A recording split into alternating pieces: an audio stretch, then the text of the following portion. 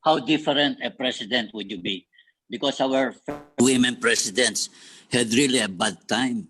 They were faced by coup, economic crisis, destabilization, and a military that lacked discipline. How will you contain them? Ako, it is, sir, it is very, very difficult to go into specifics now.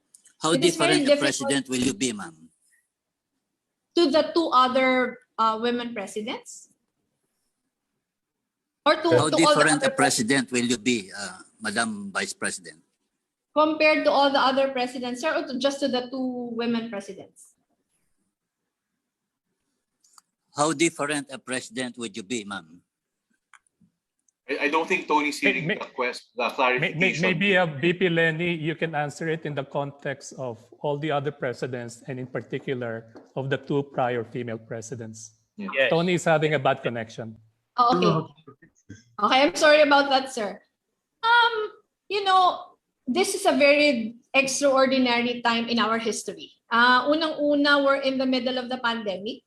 So my presidency will be very different from the previous presidencies in the sense that I will be assuming the office in the middle of a terrible crisis that we are in. So the focus of everything will be really controlling the disease. All the, you know, it will be a whole of government approach. One of the things that we will look into is how the budget can be realigned to make it more pandemic focused. That is one. Number two, I will be giving a lot of effort into fixing the bureaucracy and strengthening the institutions. As I have said, this is a very different time in the history of our country. In a sense, it's like 1986. In a sense, it's like 1986 that there are a lot of institutions to be fixed. The last 5.5 years have seen, we have seen a weakening of institutions. So a lot of it will be, you know, a lot of focus will be on that.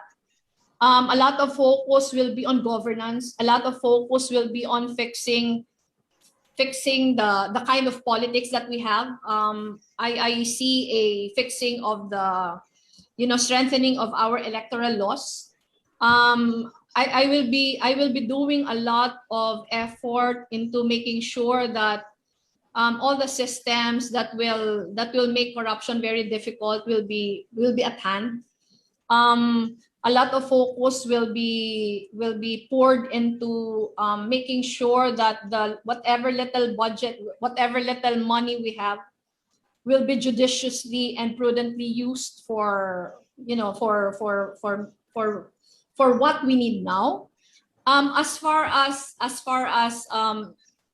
no, in relation to the other two women presidents, I feel that decisiveness does not have anything to do with gender. For me, government, an efficient government is a government that gets the job done.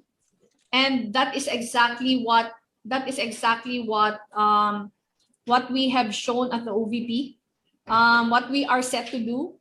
We have seen, you know, we have seen decisiveness from many women leaders all over the world as they take the lead in the front lines against this pandemic.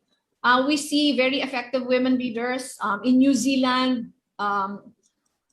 We see Tsai Ing-wen, President Tsai Ing-wen of Taiwan, Chancellor Angela Merkel in Germany. All of them are being recognized for the speed and effectiveness of their leadership in the time of COVID.